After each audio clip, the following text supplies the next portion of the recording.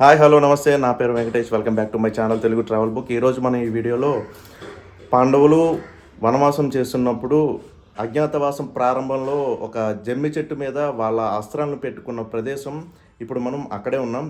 ఈ ప్రదేశం వచ్చేసి విజయనగరం నుంచి 18 కిలోమీటర్ల దూరంలో, అలాగే విశాఖపట్నం నుంచి 50 కిలోమీటర్ల దూరంలో ఉంటుంది. ఒకసారి గుడి లోపలికి వెళ్ళి చూద్దాం.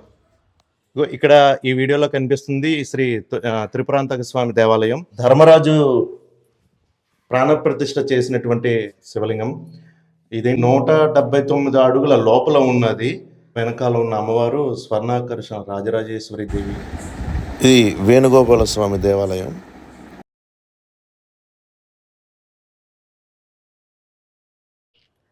ఇది కుంతీదేవి ప్రతిష్ఠించినటువంటి జనార్దన స్వామి దేవాలయం ఆ పక్కనే ఉంటుంది. కానీ శివకేశవులు ఇద్దరూ ఒకే ఆలయంలో ఉండడం అనేది నిజంగా చాలా గొప్ప విషయం అండి. ఇప్పుడు మనకి ఈ వీడియోలో కనిపిస్తున్నవి జమ్మి చెట్లు.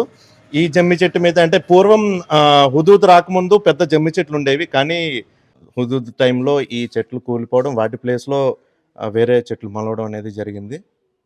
మన దౌర్భాగ్యం ఏంటంటేనండి, ఇలాంటి ఇంత ప్రాశస్త్యం కలిగినటువంటి దేవాలయాలు ఎటువంటి ఆదరణకి నోచుకోకుండా ఉండిపోవడం నిజంగా చాలా దురదృష్టం అండి. పాండవులు ఇక్కడకు వచ్చి వాళ్ళ అస్త్రాలను ఇక్కడ దాచుకుని వెళ్ళిన ప్రదేశం నిజంగా చాలా మందికి తెలియదని అనుకుంటున్నాను. తెలిసిన వాళ్ళు మాత్రం ఖచ్చితంగా కామెంట్ చేయండి. ఫ్రెండ్స్, నాకు తెలిసిన ఇన్ఫర్మేషన్ని మీ అందరికీ షేర్ చేసుకోవాలని ఇంత దూరం వచ్చి ఈ విషయాన్ని మీకు షేర్ చేస్తున్నాను. అలాగే ఇక్కడి నుంచి ఇక్కడ అస్త్రాలను భద్రపరుచుకుని నెక్స్ట్ వాళ్ళు వెళ్ళింది విరాటరాజు కొలువు. ఆ విరాటరాజు కొలువుకి వెళ్ళింది నెక్స్ట్ వీడియోలో తెలుసుకుందాం. ఈ వీడియో కనుక నచ్చినట్టయితే లైక్ చేయండి, మీ ఫ్రెండ్స్కి షేర్ చేయండి. అలాగే నా ఛానల్ సబ్స్క్రైబ్ చేసుకోవడం మాత్రం మర్చిపోకండి. జై హింద్.